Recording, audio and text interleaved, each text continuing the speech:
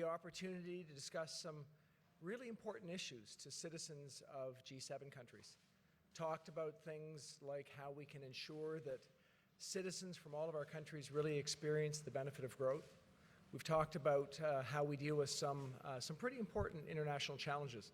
I think we've shown that G7 countries can really make a difference when we work together. We've also, of course, had to deal with a challenging situation, the imposition of tariffs by the United States on its allies. We don't believe that's constructive. We actually have an example of how well we can work together, but also that actions that are not constructive actually can thwart our goals of helping all of our citizens. So in the end, we look forward to bringing some of our recommendations to the Leaders' Summit next week so that they can continue to make progress for citizens across all the G7 countries and, in fact, around the world. Nous avons passé 2 journées we have spent avec nos 2 days with our G7. colleagues from the C'était G7. clair que nous pouvons It faire was des choses clear ensemble, that we des can do choses things importantes together, pour nos important citoyens. things for our Nous avons citizens. considéré comment nous We pouvons considered aider les how gens we can dans help people nos pays in our qui separate ont des countries, défis pendant les dernières people who are facing années. challenges Et en and même have temps, nous seen avons these challenges in considéré recent quelques years. défis At the same importants time, we looked at qu'on a a en ce couple of moment. significant Malheureusement, on a issues aussi these days. une défi Unfortunately, des États-Unis. Ils we ont décidé de faire are having an d'avoir issue une with the United décision qui States, which était, has taken a difficile pour les decision autres which pays. is difficult Et for c'est the other clair. countries. And On it's peut clear faire des choses ensemble, we can do mais things together, c'est vraiment pas constructif but d'avoir it's not un problème constructive entre les to pays see qui a peuvent problem travailler between ensemble. countries that could actually Donc, be working je suis together. heureux de So considérer I'm vos very questions. pleased to take your questions now. Happy to answer some questions. Hi, Minister. France's economic minister has described the dynamic here over the last couple of days as the G6+1 and says the U.S. is standing alone and risking economic destabilization. Do you agree with that characterization of where the G7 stands at this point in time? And what specific message are you asking Secretary Mnuchin to bring back to President Trump? What all of us would agree is that on trade, over the course of the last couple of days, there was an important difference of opinion. The Americans have decided to, in our mind, take an action that's not at all constructive. It's actually destructive to our ability to get things done around tariffs on steel and aluminum. That said, we actually were able to do some pretty important things together. We talked about how we can work on ensuring that we have the benefits of trade go more broadly in our societies. We talked about looking at specific measures that we can all consider so that we can help with lifelong learning for citizens across G7 countries, how we can ensure that we see benefits going to everyone, how we measure that, how we make improvements. What did we ask Treasury Secretary to do? We said that we were collectively hoping that he would bring the message back, the message of regret and disappointment at the American actions and concern that they are not constructive. And my sense is that he's going to take that message back to Washington. Governor Polotz, were there any specific concerns that the central bankers and people like Ms. Lagarde raised in these conversations on how a group like the G7 tries to deal with a country like China, for example, on rules-based trade, and the Americans are acting so unilaterally on trade? Well, I'll leave the political dimension of that to the minister. But from the economic point of view, what the central banks discussed is the uncertainties that this raises for the economic outlook, and how do we deal with uncertainty as monetary policy makers. And that was a very fruitful discussion too, where we were able to discuss how the risks to the economy are skewed by trade risk. And of course, that's a global issue. It's not just restricted to one or two places. And in the end, that monetary policy is purely data dependent, and it's not about perception, but about the reality of how the data unfold. Josh Zumbrun from the Wall Street Journal. I wanted to ask about 2 lines that are in the communique that you put out. The one says that the finance ministers wanted the Secretary Mnuchin to communicate his their unanimous concern and disappointment. And there's also a line that the member countries recognize that this collaboration, cooperation has been put at risk. Is the U.S. included in both of those statements? Does the U.S. recognize that its actions have put communication and collaboration at risk? And does the U.S. share the concern and disappointment? That would be misreading the communique. What we were trying to communicate is that the 6 countries, not including the United States, are expressing our concern over the tariffs that the United States has put forward. And that concern was communicated, and obviously Secretary Mnuchin talked about the administration's point of view.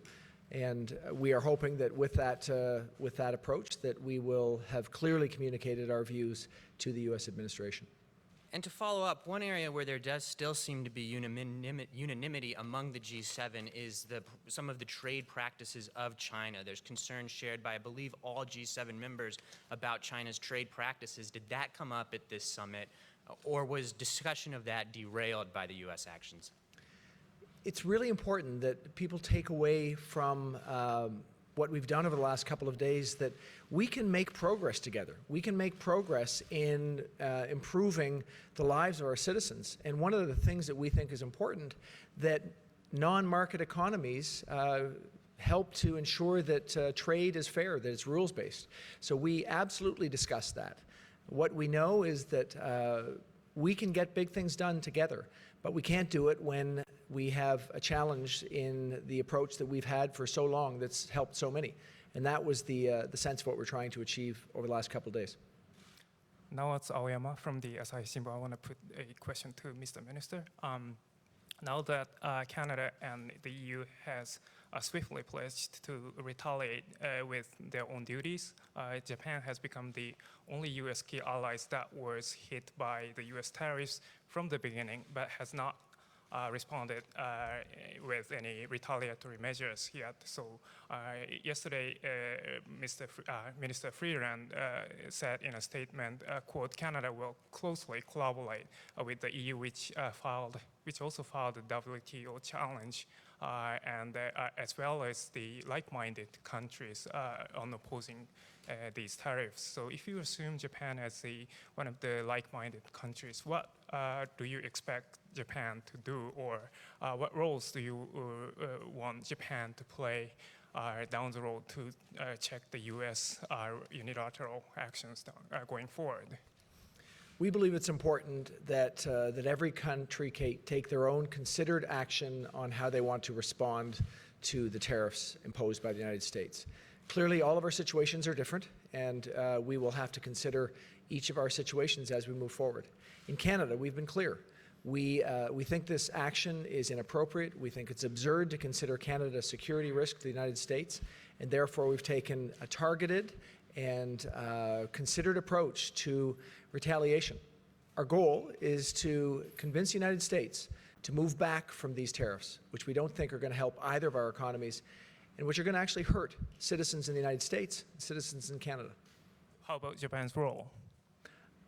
It will be up to Japan to determine how they best respond to these actions, and I wouldn't presume to be considering what that should be. Okay, thank you. Governor, I have a couple questions about monetary policy. You gave a pretty clear signal this week that you're set to resume tightening monetary policy, and now you're doing that into a trade war. This happened, just a day before, Trump made his move. I'm wondering if you can talk about how that development since Wednesday has influenced your ability to hike. Well, there's no question that it adds to the uncertainty that we face in understanding the economy as we go forward. But the most important element in here is how are the data evolving and how are companies adapting to that uncertainty. And that is revealed in the data. And so, for instance, we believe the most important channel for this trade uncertainty is to cause companies to hold back their investments or delay their investments, or in some cases, move their investments somewhere else. And yet the investment data remained quite solid in the first quarter, so it's clear that a lot of companies at the same time are taking care of business, and despite the uncertainties they face. And so it's up to us, therefore, to continue to disentangle these effects from the data, and that's why we say we're totally data dependent. We're certainly not making policy on the base of hypotheticals or theoretical responses to these change conditions. It's the actual responses that will matter. And similarly, a whole bunch of tariffs on a whole bunch of things is going to affect inflation. I'm wondering, can you talk to me about what concerns policymakers have about inflation pressures going forward? So generally the way one looks at a scenario like this is when there's tariffs which disrupt trade, it raises the prices to consumers. The intent, of course, is to give different pricing to firms, but those prices immediately convey to consumers. And so while most of the discussion is around trade flows and firms, and of course their employees, there's a whole other side to the argument, which is what is happening to consumers. And so that's why we've said repeatedly over the last 18 months how complex the analysis is of trade uncertainty like this. And so it's why the data will play the most important role. And yes, we'll have to be able to determine how much is inflation being boosted, albeit most likely temporarily, by those tariffs. Normally the way it would work, it takes several months to work in, but once it's in, it falls out of the year-on-year growth rates of inflation farther down the road. Bill Curry from the Globe and Mail. Mr. Morneau, the French minister was just saying that he expects, not within weeks, but within hours or days, a response, some kind of signal from the U.S., and if not, there will be retaliation from the G7. What kind of signal or response are you expecting from the president?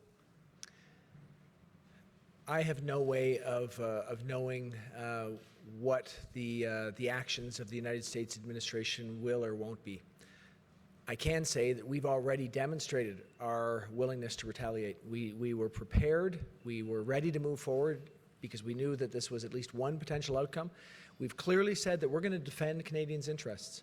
Our best case scenario is that Americans and Canadians work together, that we can collaborate to improve our economies for the benefit of all of our citizens. This is unfortunately putting us in a position where we have to stand side by side, Canadians by Canadians. That's what we're doing, and we'll continue to do that. We'll express our concerns, our strong concerns, and we will work towards getting to a better situation. We have meetings coming up very soon, and obviously it's our desire to have those meetings allow us to make progress on this file in a way that's going to help people. Japan's finance minister yesterday said he almost felt sorry for Mr. Mnuchin, given I guess the way he was centered out over the trade issues. Looking ahead to next week's Leaders Summit, which is Donald Trump's first official visit to Canada as well, what does this say about the dynamic that he could expect when he arrives in the Charlevoix region? I know what the dynamic was here. The dynamic here was a clear sense that we're concerned that these actions are actually not conducive to helping our economy. They actually are destructive, and that's consistently held across the 6 countries that expressed their point of view to Secretary Mnuchin.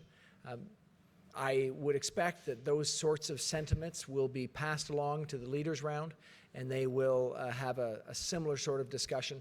And our hope, of course, is that we'll be able to have constructive discussions there as well on a number of issues, but hopefully on this issue.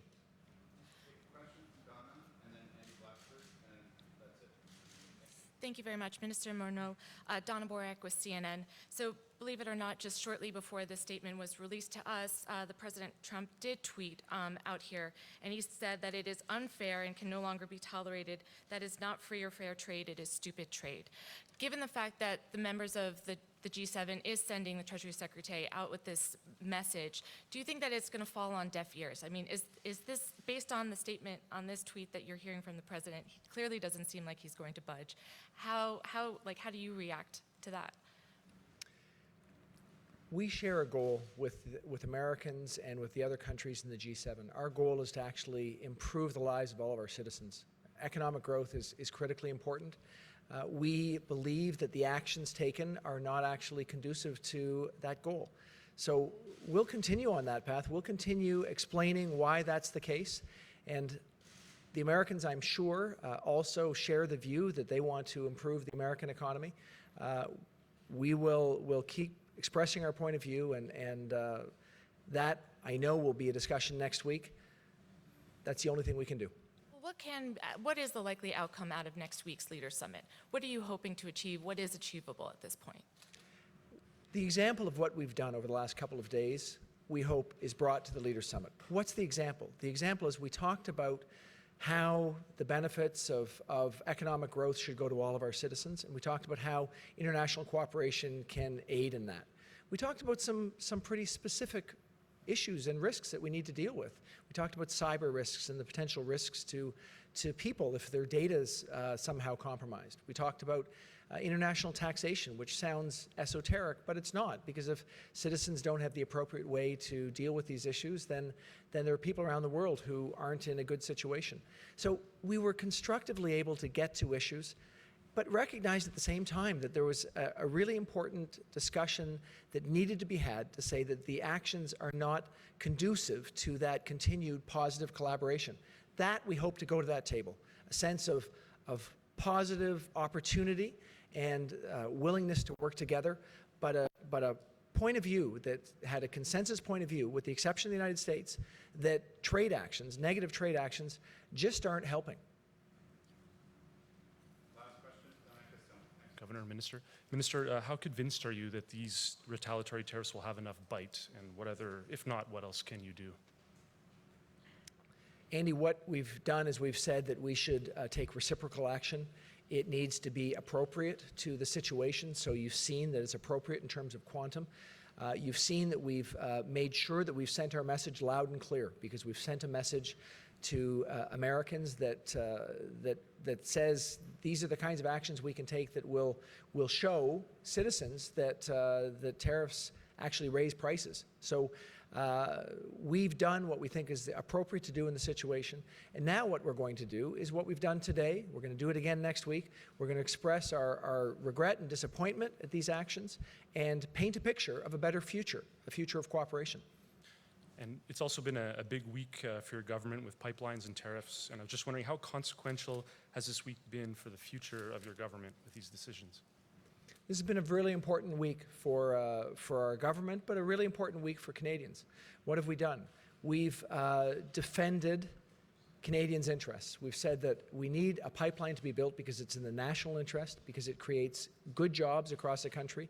We've defended our economy in that regard, and we've defended Canadians' interests in the face of tariffs that are actually not going to help our economy. So these are two really important issues that we know are important for Canadians, and we do expect that, in particular, around that decision on how we can expand the Trans Mountain pipeline, that will make a real difference long-term for our economy and in people's lives. Merci. Thank you very much. Thank you, everybody.